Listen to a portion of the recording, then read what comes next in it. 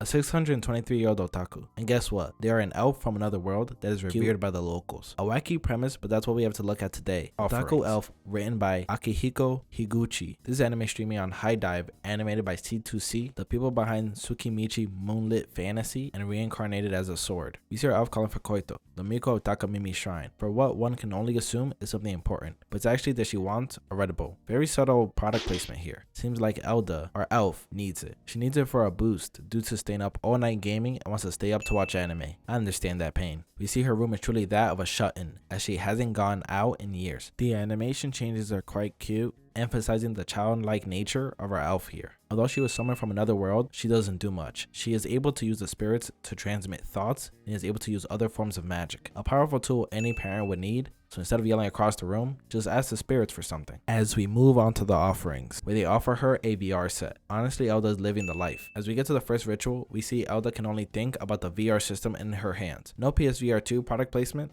What a missed opportunity. Well, other than shrine work, Koito also has school to deal with. It turns out her grandpa was just someone that liked to take care of people, and Koito was the shrine's first Miko. No wonder she got spoiled to no end. Although Koito's ancestors summoned the elf 400 years ago, so someone must have been taking care of her all this time, or something happened. Koito shows off her new bag that everyone that meets her says is too adult for her. Some mediocre comedy here. But she wants to be just like this lady in white that comforted her during a time of need, but has never been able to find her again. If you haven't guessed it, yes, it's going exactly where you think it is. Apparently there's something called Tweeter in this world, but the jokes around it all fall flat. Well, it seems the town really does like the otaku elf. The lady that gave her the VR is incredibly calculating, saying if you give the hardware, they will buy the software. But we see they like the elf because she's one of the few constants in town. I wouldn't give her a VR even if she was a constant. That's money. As they do another joke with the bag. Elda's having a blast by herself, painting plastic models. It's important to enjoy one's company, and she gets scared as she sees an unfamiliar face. That face happens to be Koito's younger sister, Koyuzu, who last met her when she was a baby. But at least she has some decency,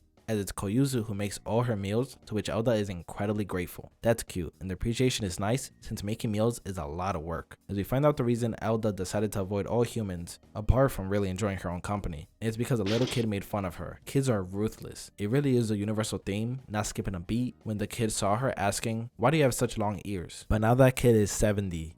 So man, talk about holding a grudge. So Koito tries her best to convince Elda to go outside and meet the people that revere her so much, but convincing Otaku to go outside is harder than climbing Mount Everest. So they have a falling out as Elda literally falls, only for Elda to show up exactly where she did 10 years ago. As they find out, to absolutely nobody's surprise, the lady in white was actually Elda, who came out to comfort Koito after her mom passed away. And of course her legs are now sore. Well, don't move much for half a decade. A run around the town must be quite the workout. A mediocre anime if you're looking for relaxing time that isn't serious, as the plot is anything but that. The characters are cute as they change animation styles frequently to spice things up, and Elda is actually a funny character, although maybe I see too much myself in her. Not the most exciting anime, as its genres are comedy and supernatural. They do a poor job of showcasing the supernatural, other than the one moment with the spirits, and the comedic bits weren't that funny. So overall, I give this a calm water, as it's a pretty calming show. Let me know if you're watching the show and what you think of it already, and anything else, Otaku Elf, down below in the comments. This has been Anime Disrobed, and Otaku Elf has officially been disrobed. Time to put on my inner Elda and go play some Zelda.